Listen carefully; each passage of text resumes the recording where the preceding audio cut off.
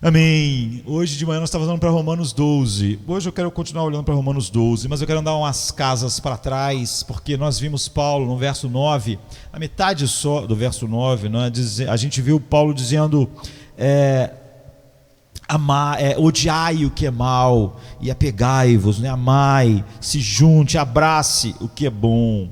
Eu quero voltar a um texto que eu preguei três sermões a respeito desse início aqui, mostrando como saber a vontade de Deus em tudo.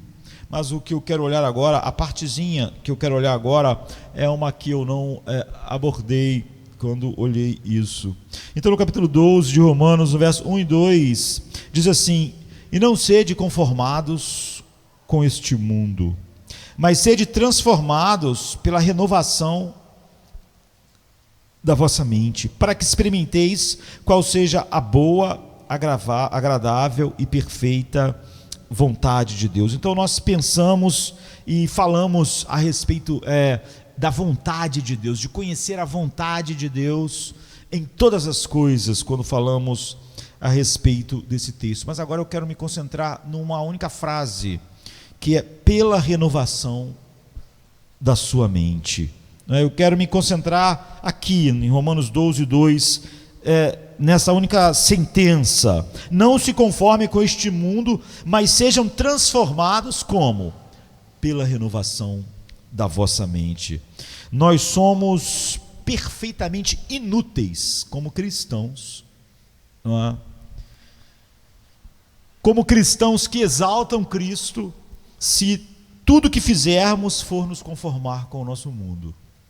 Se tudo que as pessoas conseguirem olhar para nós sejam as aspirações, os desejos, os sonhos e os anseios que a nossa cultura e as pessoas que não conhecem Cristo têm. Se elas nos veem felizes com aquilo que fazem a nossa cultura feliz, triste com o que faz eles tristes, nos sentindo vitoriosos com o que faz eles se sentirem vitoriosos, nos sentindo um fracasso com o que eles se sentem um fracasso, sentindo uma determinada autoestima com aquilo que eles edificam a sua suposta autoestima, para baixo, porque pelo que eles estão para baixo, nós somos perfeitamente inúteis como cristãos no mundo que estão aqui para exaltar a Cristo.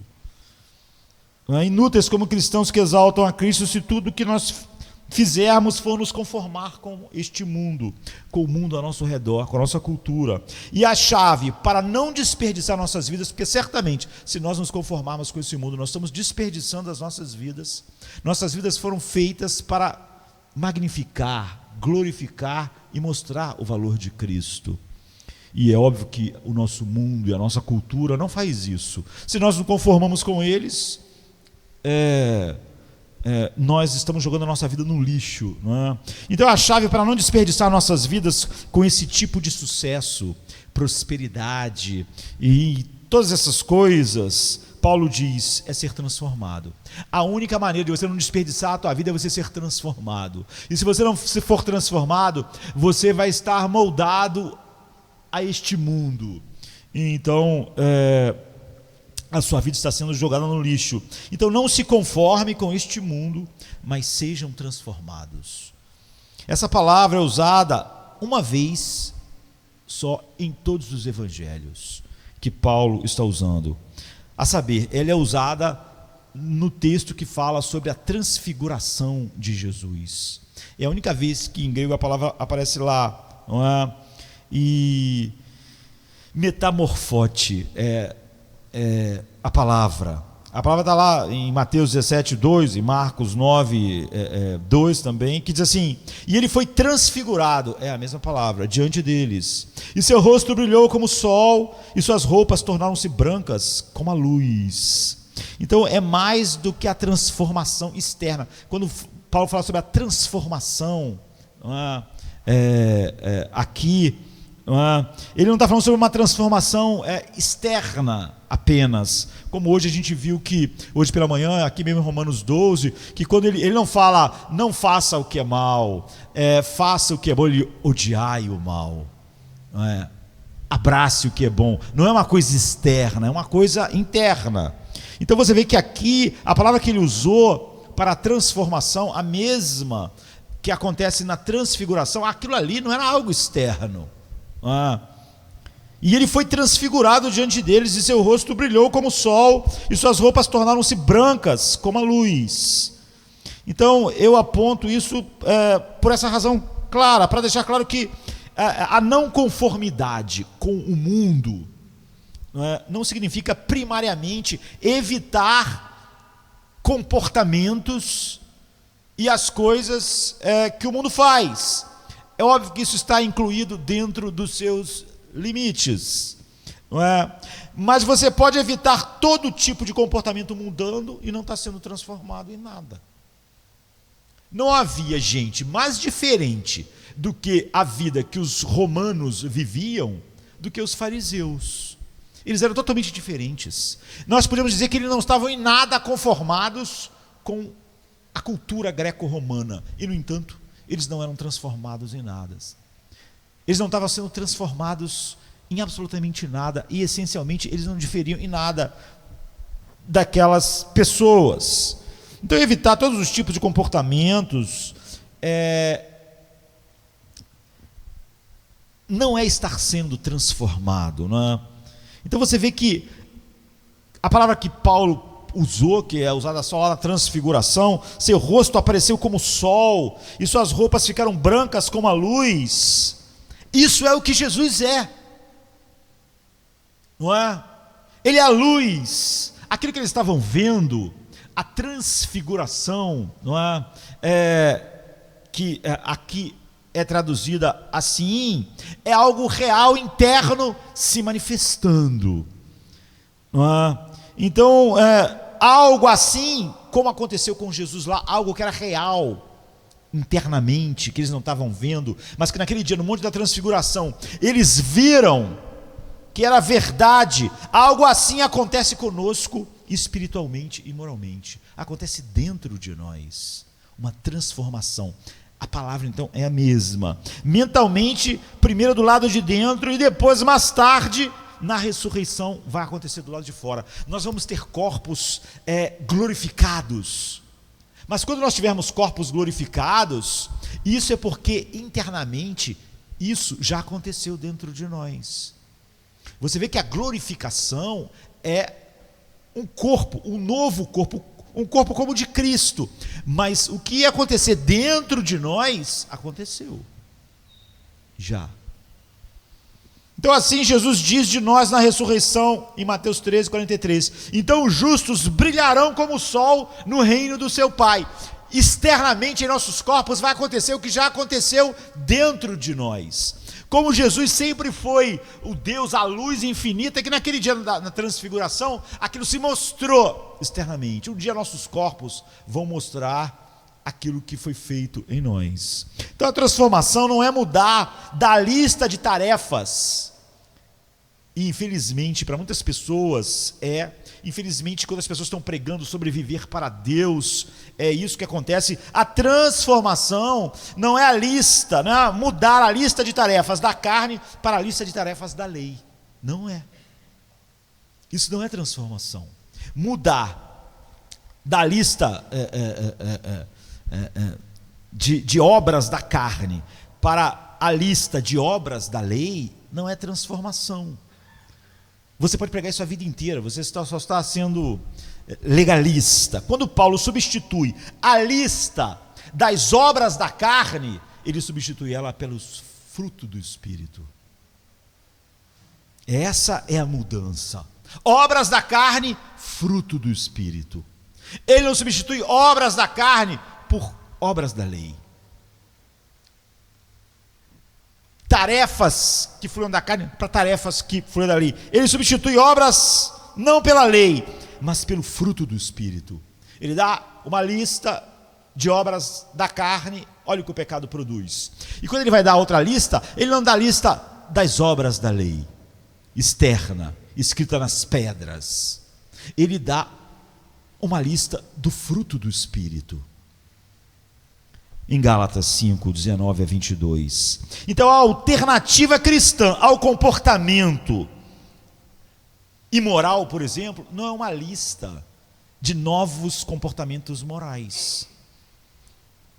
A alternativa cristã, por exemplo, para a imoralidade, é o poder triunfante da transformação do Espírito Santo em nossos corações, por meio da fé em Cristo, nosso Salvador, que aí produz fruto internamente em nós, transformação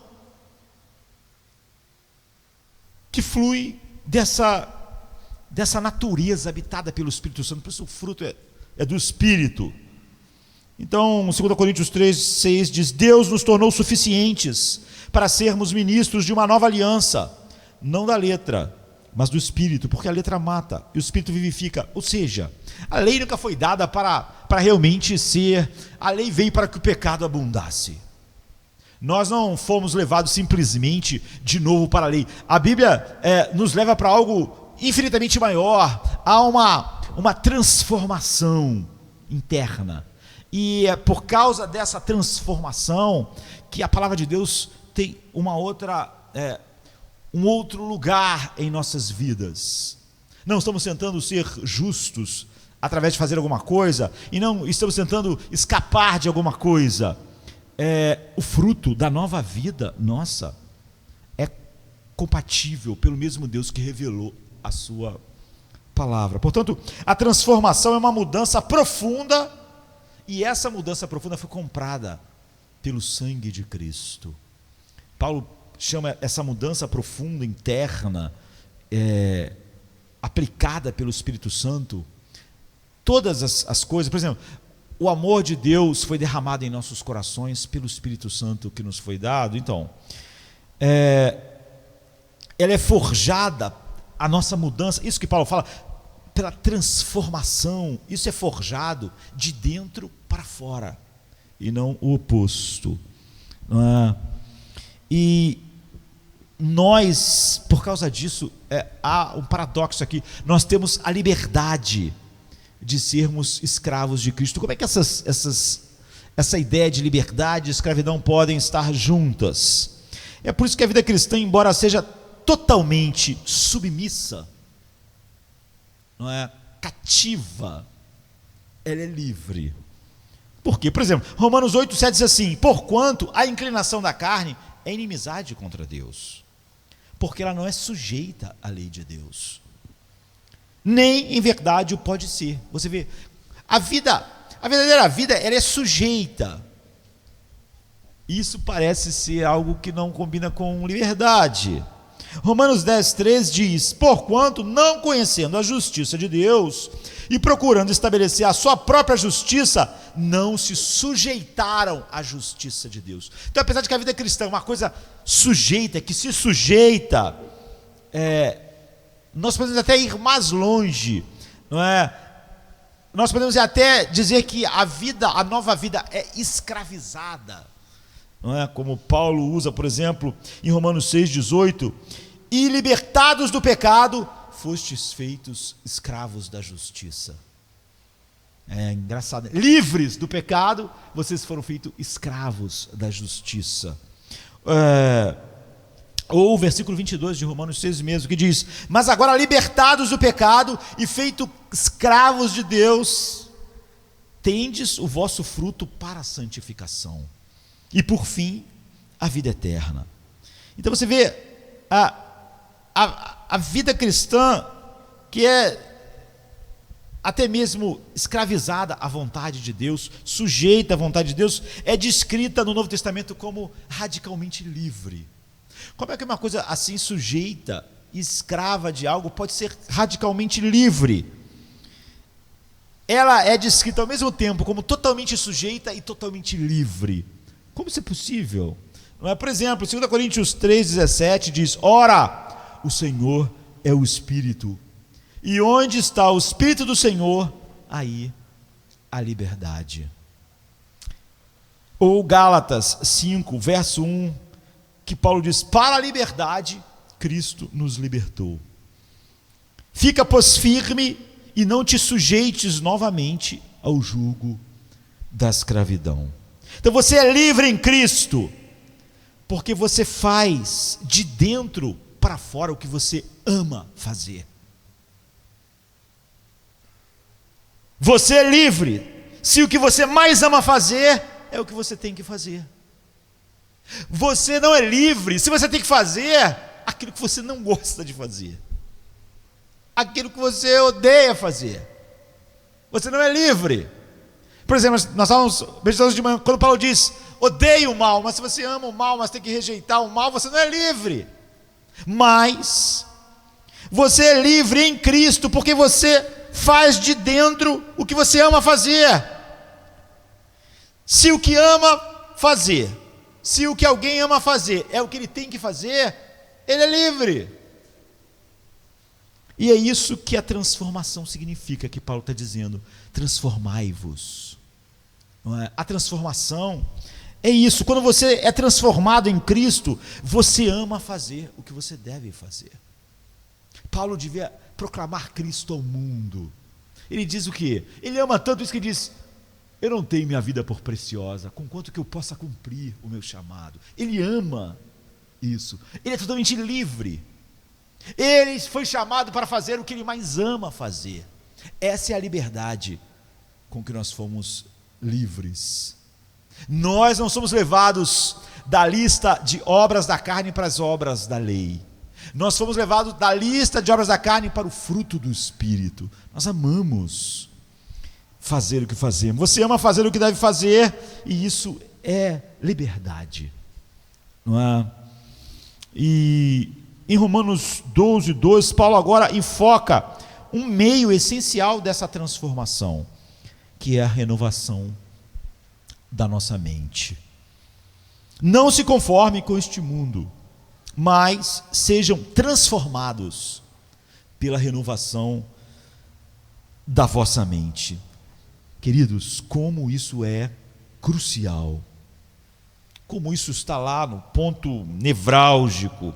Se você deseja se livrar da conformidade com o mundo, então, se você deseja ser transformado, se você deseja ser novo de dentro para fora, se você deseja ser livre do mero cristianismo voltado para o dever de fazer coisas que você não ama, para o verdadeiro cristianismo, que você é radicalmente livre para fazer o que você ama, se você deseja oferecer seu corpo, como Paulo começa esse capítulo, se você deseja oferecer o seu corpo como um sacrifício vivo, para que toda a sua vida se torne um culto espiritual, uma adoração, ou seja, tudo que você faz através do corpo, é o que Paulo está dizendo. E aí, então, porque tudo que você faz através do corpo é um culto espiritual, o que é um culto? O culto é adorar, é mostrar o valor infinito de Cristo. Isso é cultuá-lo, isso é adorá-lo. E para que o seu corpo, ou seja, tudo que você é, que é expresso externamente através do corpo, seja esse culto espiritual, ou seja, mostre, e é isso que é o culto, o valor infinito de Cristo, acima de qualquer coisa. Então dedique-se com todas as suas forças a isso. Você precisa ter uma mente renovada. Sem isso, tudo que as pessoas fazem é carregar um grande fardo, como os fariseus faziam. Eles podem achar que isso tem algum valor, não é? Mas eles nunca estão fazendo aquilo que eles mais amam fazer. Eles saíram da lista de obras da carne para a lista de obras da lei. Eles nunca saíram da lista de obras da carne para a lista do fruto do Espírito. Eles nunca saíram da morte. A morte está lá. Então, porque a Bíblia diz, esta é a chave para a transformação: não se conforme com este mundo. Como? Qual é a única maneira? Mas, qual é o que é oposto a se conformar com o mundo? Mas sejam transformados pela renovação da vossa mente. Agora, o que há de errado com a mente humana? Por que a única maneira de viver uma vida que é um culto espiritual a Deus, os nossos corpos são uma manifestação do valor infinito de Cristo, é a nossa mente ser mudada? Se ela não for mudada, isso é impossível. Por que a única maneira é essa? Não se conforme com este mundo, mas sejam transformados. Ele está falando sobre, está falando a respeito do nosso culto espiritual, ou seja, a manifestação do valor infinito de Cristo. Não se conforme com este mundo, mas sejam transformados pela renovação da sua mente. O que há de errado com a nossa mente? Porque nossa mente precisa ser renovada. Porque ela precisa ser nova. Porque ela precisa ser tão nova para que o que se mostre externamente seja como a transfiguração, que é simplesmente mostrar externamente uma realidade interior. Jesus brilhou no monte da transfiguração porque assim ele era. Um dia nós vamos receber corpos que vão brilhar no reino de Deus, porque nós recebemos um coração, uma vida que brilha assim. Então, por que a nossa mente precisa ser renovada? Como é essa renovação? E como podemos buscar e desfrutar dessa renovação? Então há um problema com nossas mentes, não é? De tal maneira que a única maneira é haver uma transformação da mente para que isso seja realidade. Muitos pensam que o único problema do mundo, e quando eu falo muitos, a gente não precisa fazer declarações para saber no que a gente crê. Se eu tenho paz quando tenho dinheiro, não tenho paz quando não tenho, eu não preciso declarar, em vez de confiar em Deus, eu confio no dinheiro. Ninguém nunca diz isso, mas é a verdade. Se eu tenho paz quando tenho saúde, não tenho quando não tenho, é óbvio que a minha saúde é que estava me dando a ideia de paz, e quando aquilo é tirado, minha paz se foi. Eu nunca disse, minha paz não está em Deus, minha paz está na saúde, mas nós não precisamos dizer. A Bíblia diz que todo homem odeia Deus, mas quantas pessoas você conhece que já te disseram isso? A Bíblia diz que todos os homens são inimigos de Deus, mas quantas pessoas você conhece que dizem, eu sou inimigo de Deus? As pessoas quase sempre nunca vão dizer o que elas são. A Bíblia diz que a mente do homem é inimizade contra Deus. Quantas pessoas você já viu dentro da igreja ou fora dela dizer, minha mente é inimiga de Deus? Eu odeio. Se eu pudesse, eu colocava ele numa cruz, eu o matava, eu o torturava. Você nunca vai ver o homem dizer essas coisas. Então muitos pensam, e você pode pensar isso, não, sem nunca verbalizar isso, né? Muitos pensam que o problema com o homem, o problema da mente humana, Paulo claramente dizendo assim, há um problema na mente humana. Só haverá realmente uma não conformidade com o mundo pela transformação da vossa mente. Há um problema lá, se não for transformado é um problema final. Mas muitos pensam que o único problema da mente humana é que ela não tem acesso a todo o conhecimento que ela necessita. Então as pessoas acreditam que a educação vai salvar o mundo. Porque quanto mais informação correta o ser humano tiver, ele vai fazer as coisas certas. Muitos cristãos acham a mesma coisa. Qual o problema do mundo? Falta de educação. Quanto mais educação tiver, melhor será. Olhe para os homens mais educados do nosso mundo. Olhe para as elites. Olhe para elas. Olhe para o Supremo Tribunal Federal. Olhe para os governantes do mundo. O que você vê? Olhe para as pessoas que estão no topo do mundo acadêmico, do mundo empresarial. Olha as pessoas que tiveram mais informação e educação no mundo. O que você vê? O que você vê naqueles seres humanos? Mas muitas pessoas acreditam nisso. Muitos cristãos nunca vão dizer, não é? Acreditam que o problema da mente humana, realmente é um problema da mente humana, é falta de informação, falta de educação. E quando os homens forem mais educados, quase sempre que as pessoas veem uma maldade, as pessoas dizem, olha, se tivéssemos mais educação, nós não teríamos maldade. Essa maldade assim, é assim, não é? Então muitos pensam que o único problema da mente humana é que ela não tem acesso à educação. Assim a educação se torna o grande instrumento de redenção pessoal e social. O que vai mudar a sociedade? O que vai mudar pessoalmente uma pessoa? O que vai mudar a sociedade? A educação. É a nossa salvação. É a nossa redenção. O iluminismo pensou isso, não é? Se nós pudéssemos voltar alguns séculos atrás para conversar com aqueles homens que acharam que o mundo ia mudar. Se as pessoas tivessem mais educação, as pessoas pensam, elas não usariam a sua mente para roubar. para odiar, para maquinar adultérios, para tentar colocar em andamento planos de autopromoção. Se as pessoas tivessem mais educação, elas não iam inventar esquemas elaborados para o mal, conspirações sofisticadas. Os terroristas, se tivessem uma mente muito grande, eles parariam de ser terroristas. Eles não usariam, se um terrorista tivesse uma capacidade de fazer uma arma que destruísse aquilo que ele queria, ele não ia usar, porque com essa educação toda, com esse todo aprendizado, ele então ia fazer uma coisa boa. Se as pessoas tivessem mais educação, esquemas complexos de fraude e depravação sexual e o uso rápido, ligeiro da língua como algo destrutivo, mudaria se as pessoas tivessem mais educação. É o que algumas pessoas acreditam. E é o que muitos cristãos também acreditam. Que há um problema na mente, como Paulo está dizendo, e o problema é que a mente humana não tem as informações corretas. A Bíblia tem uma análise muito mais profunda do problema.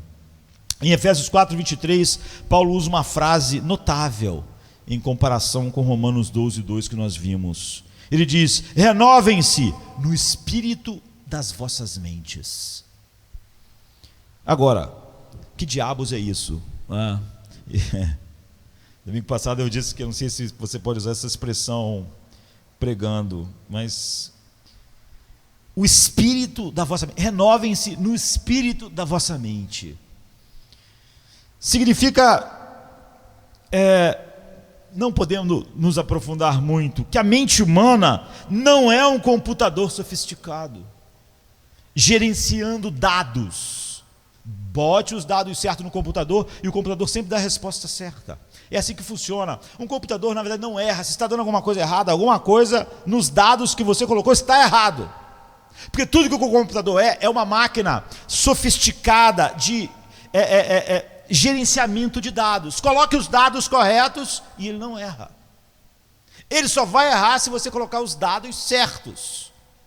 Paulo, quando está falando sobre renove-se no espírito da vossa mente, ele estava nos mostrando algo muito mais profundo. A mente humana não é um computador sofisticado, gerenciando dados, que quanto mais dados você tiver, mais educação, mais informação, vai funcionar.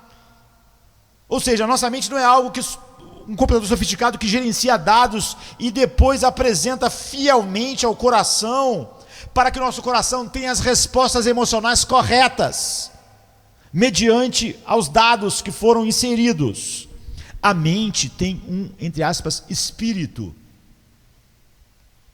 Em outras palavras, nossa mente tem o que nós chamamos de mentalidade. A mentalidade dessa era. Paulo diz, não tem apenas, a nossa mente não tem apenas um olho que recebe informação. Não é? A nossa mente tem um ponto de vista. É o espírito da nossa mente. Você sabe como só a informação não muda muito as coisas, não é? Se você não gostar de alguém, você tem uma mentalidade contrária àquela pessoa, os seus olhos podem receber os dados só bons sobre aquela pessoa, mas a tua mentalidade, a tua mente processa aquilo de uma maneira que você só vê aquilo de uma maneira ruim. Que hipócrita, não é? Que santarrão. Não importa, os dados que estão chegando são bons, mas você tem uma mentalidade por trás do recebimento dos dados, que processa, não é um computador, porque o computador sofisticado, a máquina que só processa dados, ele processa o dado que chega, não é? Então, a tua mente não tem apenas uma vista das coisas, a tua mente tem um ponto de vista. É o que Paulo está chamando de espírito da vossa mente. Não tem apenas o poder de perceber e detectar informações. A tua mente tem uma postura sobre as coisas. A tua mente tem um comportamento. A tua mente tem uma atitude. A tua mente tem uma inclinação. A inclinação da mente natural é inimizade contra Deus. Você vê, não importa a informação que chegar, Ele é santo, Ele é bom, Ele é maravilhoso, Ele é luz. Essas são as informações. Mas a tua mente tem uma mentalidade de inimizade contra Ele. É o que a Bíblia diz. A mentalidade do homem é inimiga de Deus. Ela não é um computador que, recebendo os dados corretos, bom, santo, luz, e então ela chega e informa o coração para ter as emoções corretas com respeito a isso. Não. Ela tem uma atitude, ela tem uma inclinação. Então Paulo diz, renove-se no espírito da vossa mente. O problema com nossas mentes não é apenas que nós somos finitos e não temos todas as informações.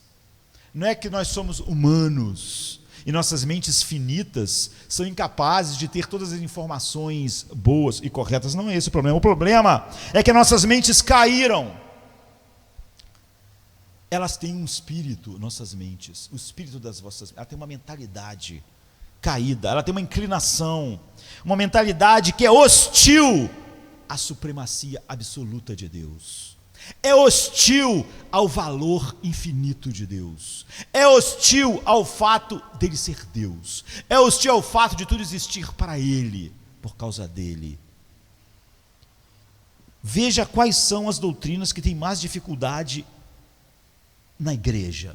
São as doutrinas que exaltam a soberania de Deus, o direito de Deus, a liberdade de Deus. Quando você diz Deus salva quem quer, isso incomoda as pessoas, porque você está dando a Deus uma glória grande demais para a mentalidade humana. Se você exaltasse o homem, por que o humanismo secular tem? Porque a mentalidade do homem já está lá, as informações não encontram. Quando você prega a psicologia secular, quando você emprega o livre-arbítrio do homem, quando você diz que o homem decide tudo, ninguém fica ofendido. Ninguém tem problemas com nenhuma doutrina. Sabe por quê? Por cada mentalidade. Está de acordo com o que eu amo e com o que eu odeio, com o que minha mente ama e odeia. Então há uma inclinação, há uma mentalidade que é hostil à supremacia absoluta de Deus.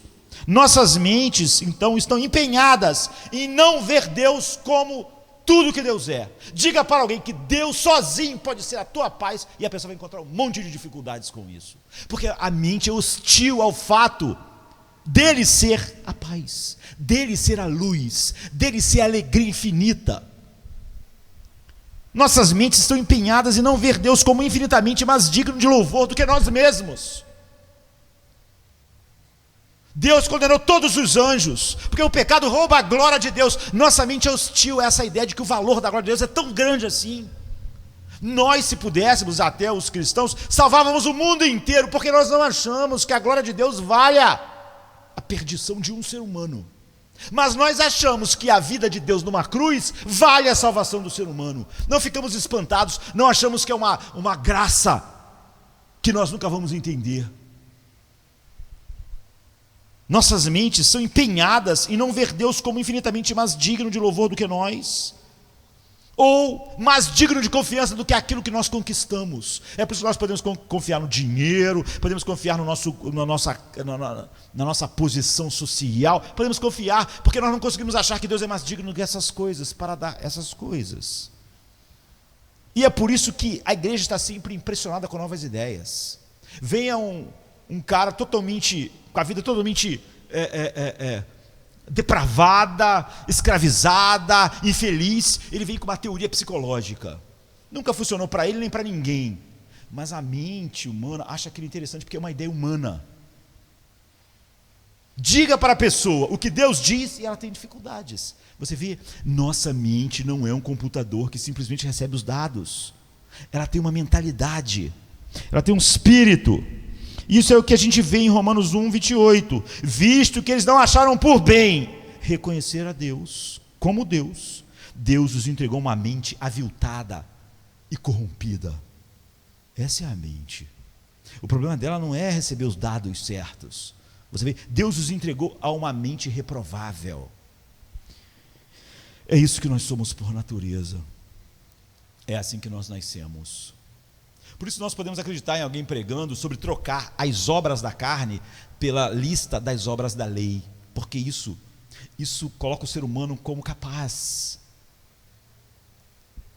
E é por isso que o legalismo encontra tanto lugar, mesmo onde tanto a graça é pregada. As pessoas vão ter sempre dificuldade em ver que a lista das obras da carne é substituída pela lista do fruto do Espírito, e não das obras da lei.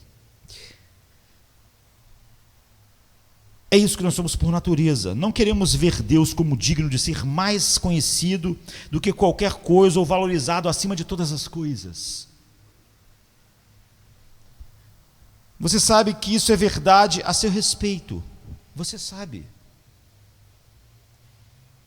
Além da verdade bíblica, além da verdade empírica do mundo inteiro que você vê, você sabe que isso é verdade por causa de você mesmo, não é? A respeito de como a mente do homem é. Você sabe que isso é verdade a seu respeito por causa do quão pouco esforço você despende para conhecer Deus. Se você ganhar um aparelho novo, você fica empolgadíssimo. Você pode gastar horas. Um novo app, um novo programa. Você pode gastar o dia dele, uma passagem bíblica, e a pessoa em 5 minutos está entediada. Ela não consegue ver a maravilha. A maravilha que ela estava vendo aqui no troço, agora ela está olhando para a palavra de Deus, e as pessoas vão dizer assim: é difícil me concentrar, é difícil manter. É óbvio que você vê.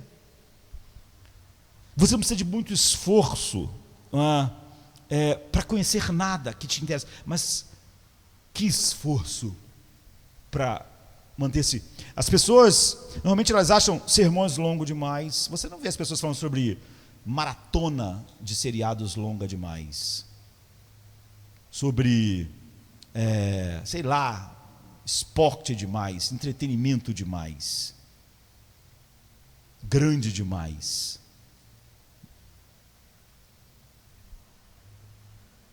É porque você não precisa de esforço, não é? Para gastar tempo da sua mente, mas gastar tempo para conhecer Deus, que problema isso se torna. A Bíblia diz que, em Romanos 1:23, sobre a mente humana, trocamos a glória do Deus imortal por imagens que se assemelham ao homem mortal. E a imagem no espelho mais cativante para nós é a nossa imagem. Aquilo que não é Deus, que mais nos cativa, somos nós mesmos, como somos naturalmente. Isso é o que está de errado com nossas mentes. Você vê, não é a educação, não é que nossas mentes são um computador sofisticadíssimo, que precisa de dados certos. É que há um espírito em nossas mentes, há uma mentalidade. Isso ilumina a relação entre o versículo 1 de Romanos 1 e 12 de Romanos 12. O versículo 1 diz que devemos apresentar nossos corpos, isso é, toda a nossa vida ativa. Não há nada que a gente faça que não é expresso pelos nossos corpos. Devemos apresentar nossos corpos, o versículo 1 diz, isso é, toda a nossa vida ativa, como um sacrifício vivo, que é o nosso culto espiritual, adoração a Deus, ou seja, que é algo que mostra a Cristo como a coisa mais digna. Portanto, o objetivo de toda a vida é a adoração. Se os nossos corpos, todas as nossas atividades manifestadas pelos nossos corpos devem ser adoração, qual é o objetivo então da vida? Adoração, não é? Ou seja, devemos usar o nosso corpo, toda a nossa vida, cada coisa que a gente faz com o nosso corpo, para mostrar o que é adoração. Adoração é mostrar o valor de Deus. Nós começamos o culto cantando, anunciar entre as nações a sua glória, entre todos os povos as suas maravilhas, porque grande é o Senhor e muito digno de ser. Você vê o que é adoração? Adoração é mostrar o valor de Deus, tributar a Ele a glória devida ao seu nome. Adoração é mostrar a grandeza, o valor infinito de Deus, perto do que tudo mais não tem valor.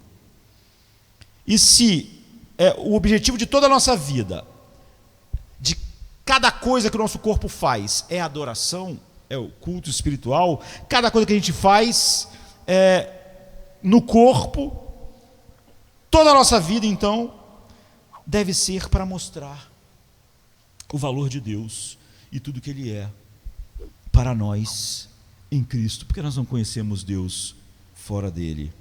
Agora faz sentido, faz todo o sentido quando o versículo 2 diz que para que isso aconteça, a sua mente deve ser renovada, porque definitivamente as nossas mentes não nasceram nesse mundo com esse espírito, com essa inclinação, com essa predisposição, não é? Por quê?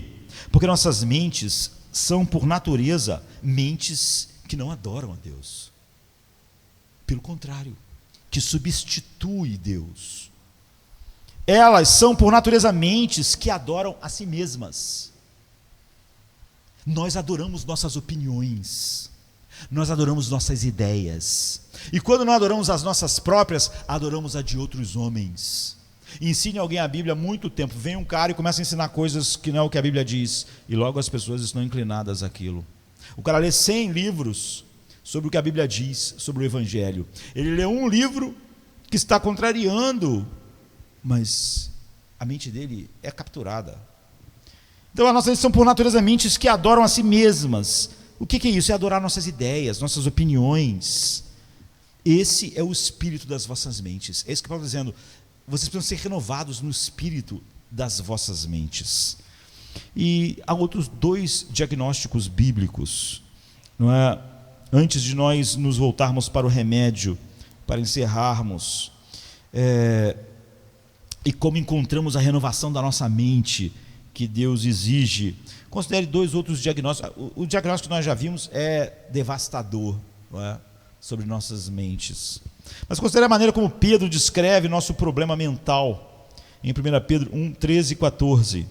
Prepare-se, coloque suas mentes em ação, não se conforme com as paixões da sua ignorância anterior.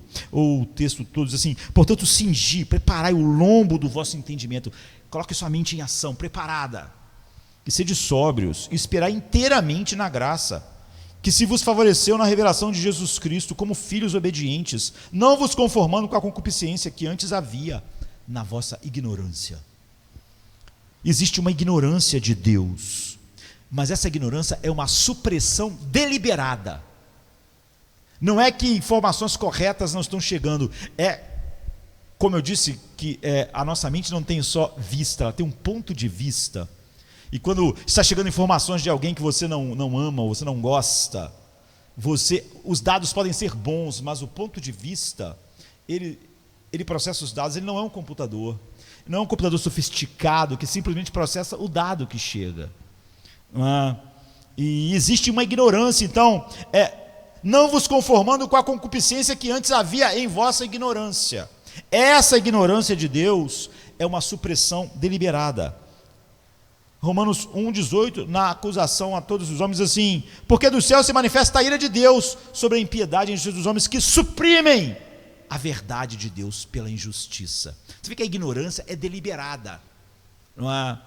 O meu ponto de vista, o espírito da minha mente, deliberadamente, todas as informações corretas sobre Deus são suprimidas.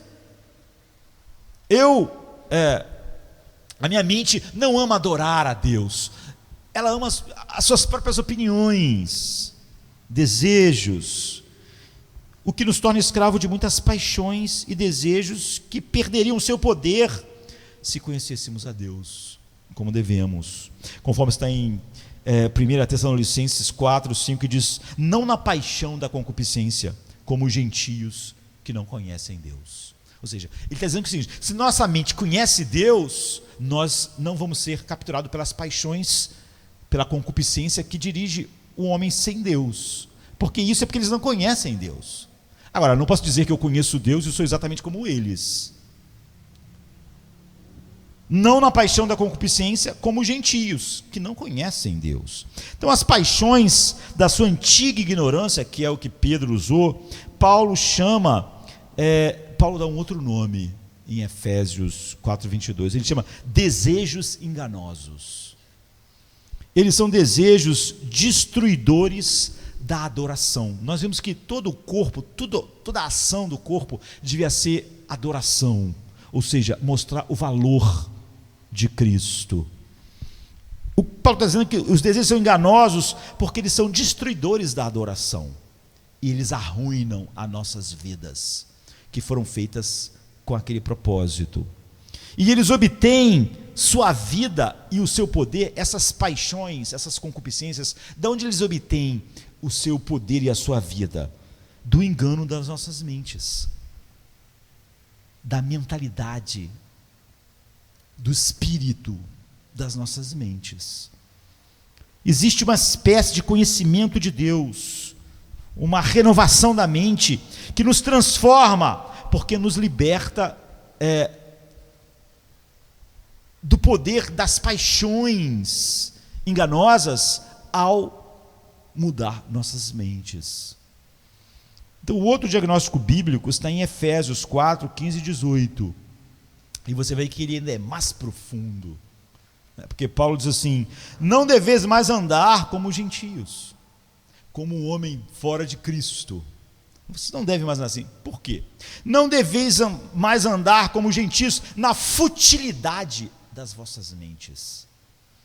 Eles estão obscurecidos em seu entendimento, alienados da vida de Deus, por causa da ignorância que há neles. Você vê como ele está falando sobre mente o tempo todo? Não deveis andar mais como gente na futilidade das suas mentes. Eles estão obscurecidos no entendimento, alienados da vida de Deus por causa da ignorância que há neles. Mas aí ele traz uma frase final devastadora: por causa da dureza dos seus corações. Paulo nos leva, eu diria, a um lugar bem mais profundo do que Pedro fez. Porque Paulo penetra abaixo da mente fútil, da futilidade das nossas mentes. Ele vai abaixo da ignorância das nossas mentes. Porque ele mostra que ela é intencional, e ele diz que tudo isso está enraizado na dureza dos nossos corações. É por isso que nossas mentes estão assim. Aqui está a doença mais profunda, infectando todo o resto da vida.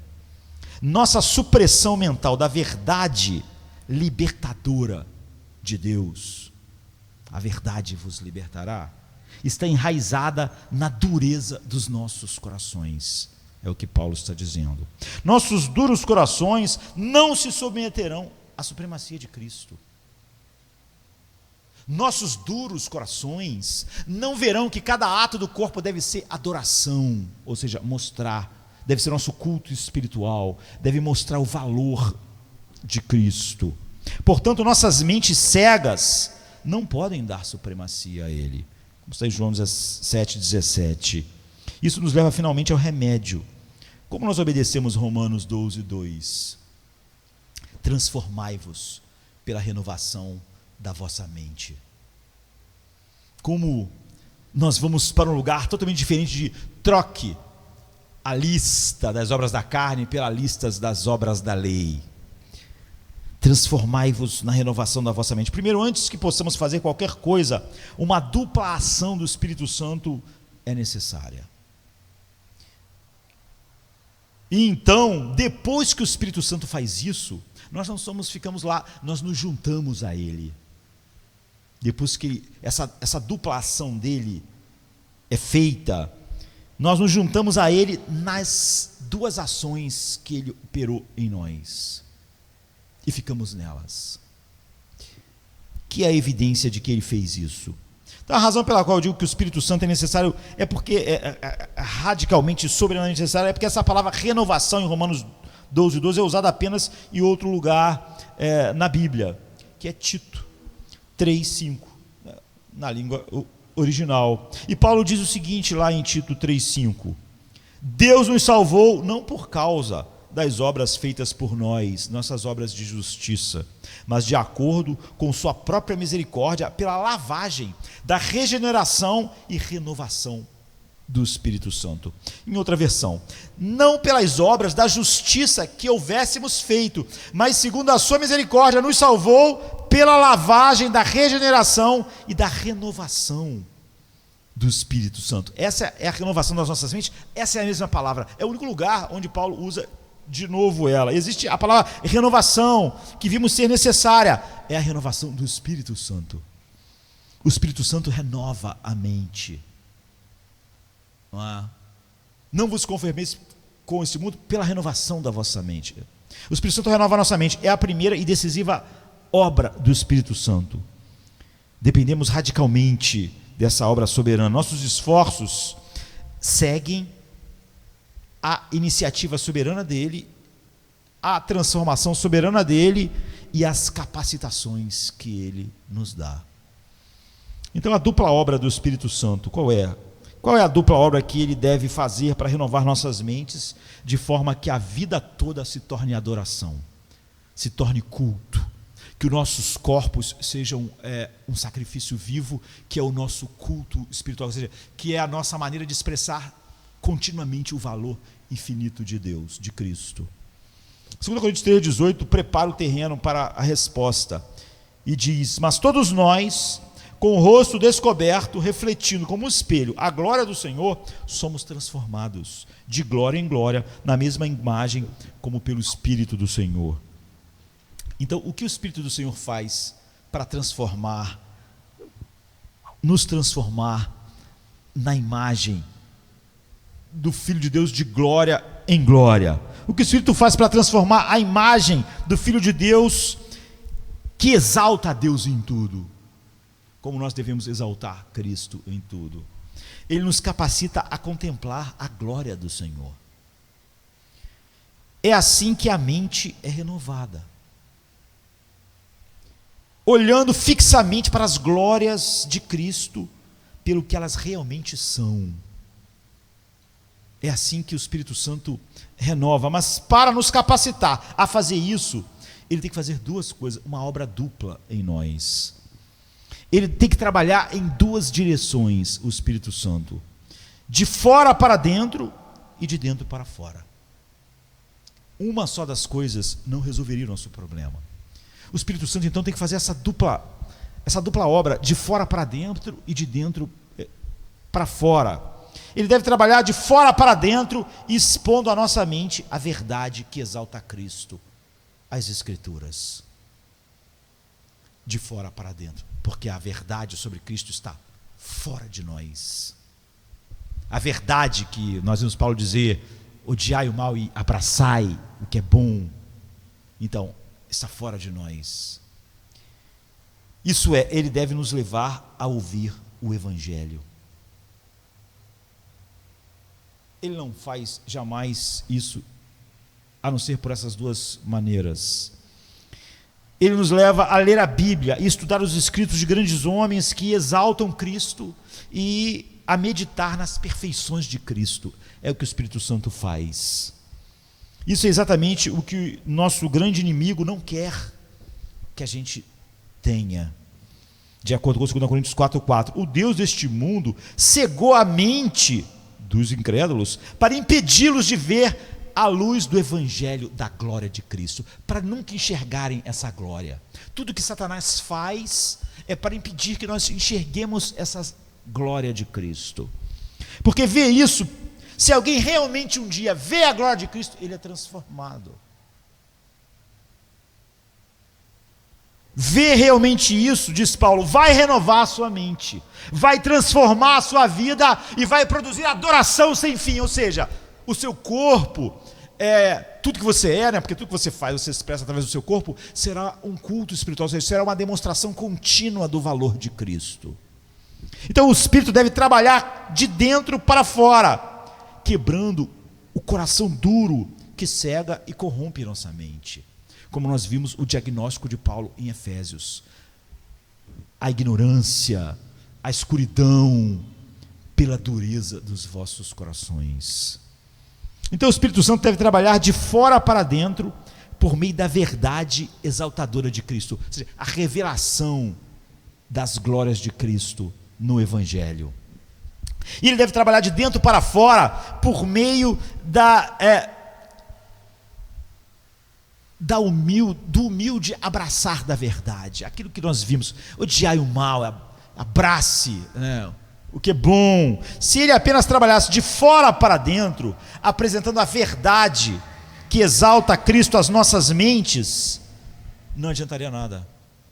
É por isso que ele tem que trabalhar nos dois lados, porque quando os dados chegam, como eu disse, nossa mente não é um computador sofisticado que precisa das informações certas. Se ele trabalhasse só nos revelando as glórias de Cristo, representadas nas verdades dessa glória, o nosso duro coração faria a nossa mentalidade interpretar isso de uma maneira totalmente diferente. Então, se ele trabalhasse de fora para dentro, apresentando a verdade que exalta a Cristo às nossas mentes, mas não quebrando o duro coração, então a nossa mente, o espírito da nossa mente desprezaria essa verdade. É o que as pessoas fazem o tempo todo. Quando você fala que Jesus produz verdadeira paz, por que alguém não acredita? Porque a mente dele, a mentalidade dele alimentada por um duro coração, não pode crer nessa verdade. O dado é verdadeiro, o dado é correto.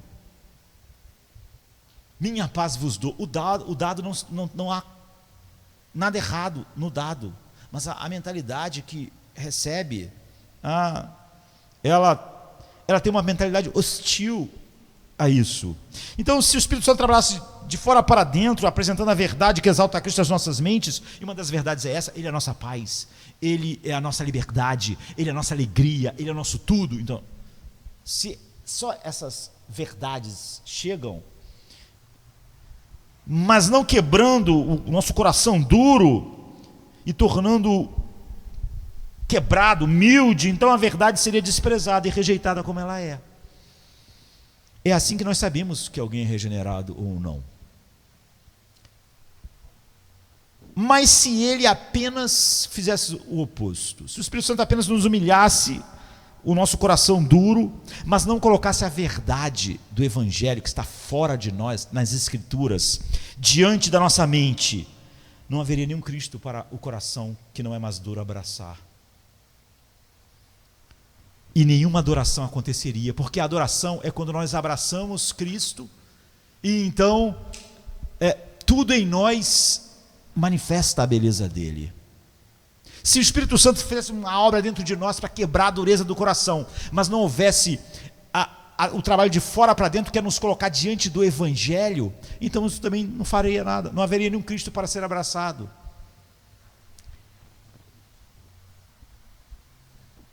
E se ele não faz as duas coisas, tanto de fora para dentro, nos dando o Evangelho, colocando diante de nós a glória do Evangelho, e quebrasse o nosso coração para ver Cristo, então nada aconteceria.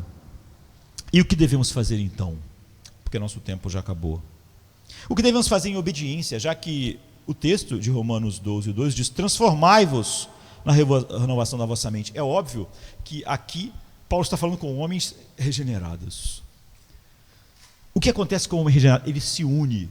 Essa obra dupla do Espírito Santo foi soberana. Nós estávamos mortos em nossos delitos e pecados, na ignorância, na futilidade das nossas mentes, pela dureza dos nossos corações. Mas o Espírito Santo fez essa obra dupla, de fora para dentro e de dentro para fora, como nós vimos. Mas o que acontece depois então que ele fez isso? Nós nos unimos ao Espírito Santo em sua obra preciosa e importantíssima, o que evidencia que ele fez essa obra. Nós passamos a ser pessoas buscadoras da verdade exaltadora de Cristo. É por isso que nós amamos a palavra de Deus, porque foi nos mostrando a glória de Cristo que ele mudou a nossa mente. E como nossa mente continua nesse processo, nós agora queremos ver a glória de Cristo fora de nós, nas Escrituras, com um coração que foi quebrado. Nós buscamos o que o Espírito fez, e nós continuamos orando por um coração quebrado. Então, ouça as ricas exposições do Evangelho da glória de Cristo. É isso que o coração regenerado quer. Como a mente dele foi transformada através da exposição dele ao Evangelho da glória de Cristo, com o seu coração quebrado, o que essa mente quer agora? Ela quer a exposição da glória de Cristo nas Escrituras, e em quem expõe a glória de Cristo nas Escrituras. Então leia a sua Bíblia de capa a capa, sempre buscando uma coisa: a revelação da glória de Cristo.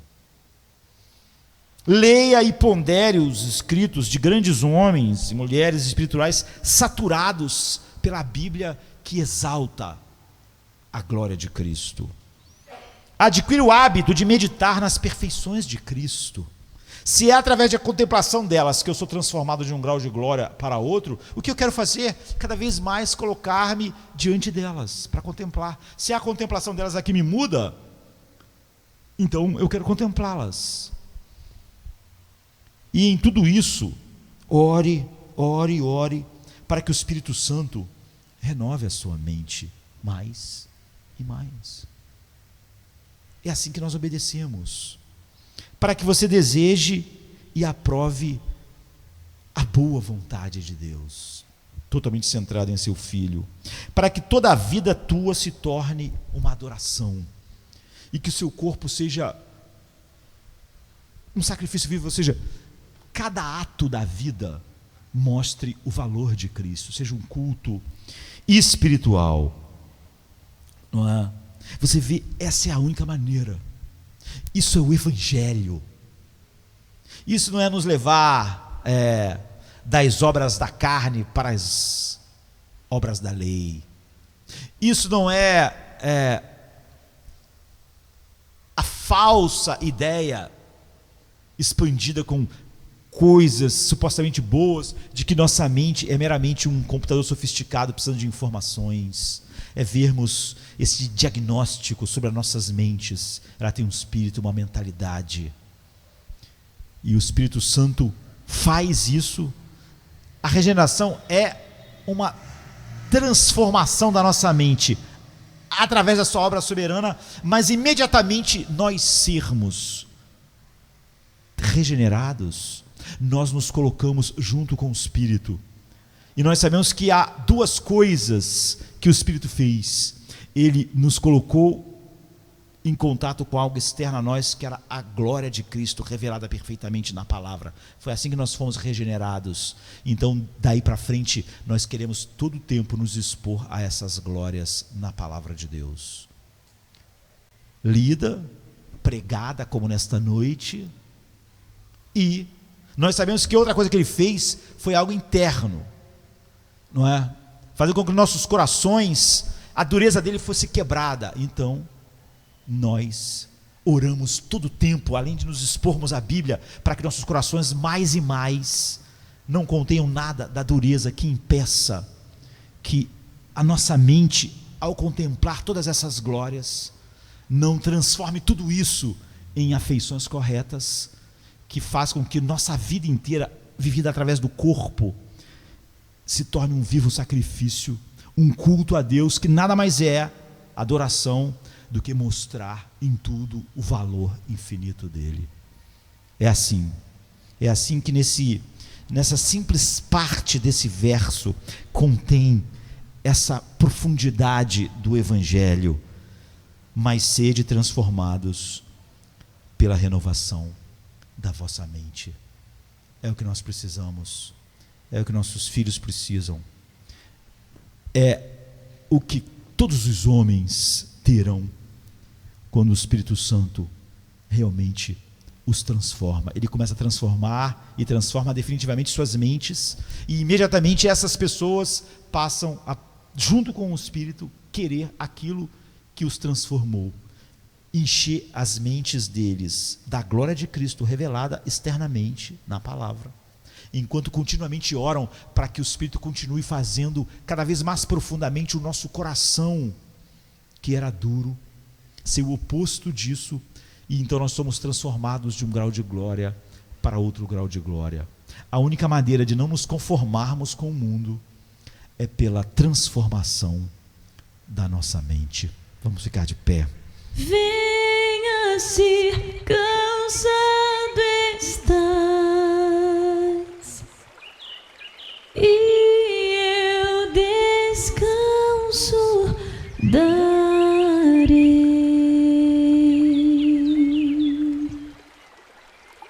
Tu descansarás.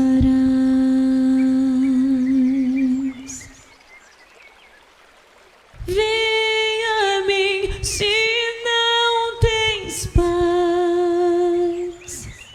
e eu darei paz sem fim. Terás paz sem fim. O meu jugo é leve, o meu fardo graça dá. Tome tua cruz,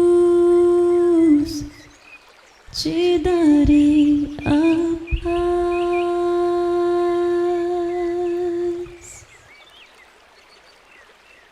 Venha o aflito e lhe darei paz, minha paz darei.